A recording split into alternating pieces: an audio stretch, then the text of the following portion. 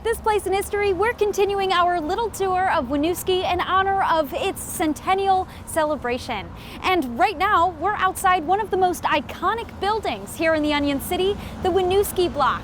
Joe, tell us more about this beautiful building here. So clearly, as it says across the front, the Winooski Block was constructed in 1867. Shortly after the Civil War, there was a real burst of prosperity brought to the community with, again, textile contracts for the woolen mills. And the eagle on it is somewhat emblematic of the Union, which had won the Civil War, and that might be a cannon that's underneath the eagle there. It was constructed by Francis Leclerc. He owned brickyards on Riverside Avenue in Burlington as well as Mallets Bay Avenue in Winooski. And it provided all of the great red brick that produced this massive structure. And it's really one of the sterling examples of Italianate architecture in the state of Vermont. And this building was threatened in the 1970s with urban renewal.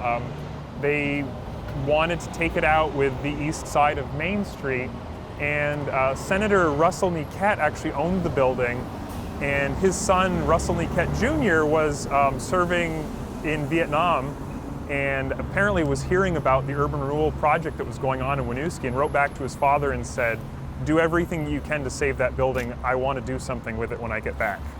And so Russell Niquette Jr. actually was the one who applied for federal historic preservation grant funding. They did a beautiful restoration of the building. It brought back a lot of the storefronts to the 1867 appearance and really has become the centerpiece of the city. It was surrounded by buildings that were similar to it. I think that's something to think about.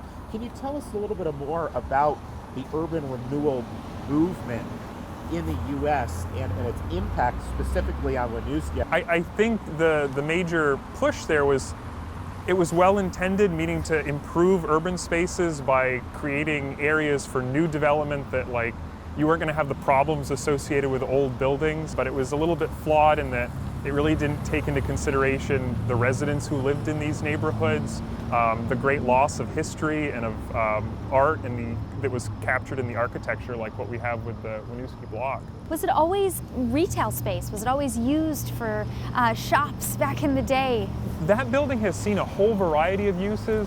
On the left corner here, basically since that building was constructed in the 1860s, there had been a pharmacy on that corner, a whole series of pharmacies always in that corner up until the late 1980s. The upstairs floors of this building were once meeting halls, so it witnessed a lot of activity. And actually the building on the far right there, Mckees Pub on the end, that at one time was the village offices for Village of Winooski in town of Colchester.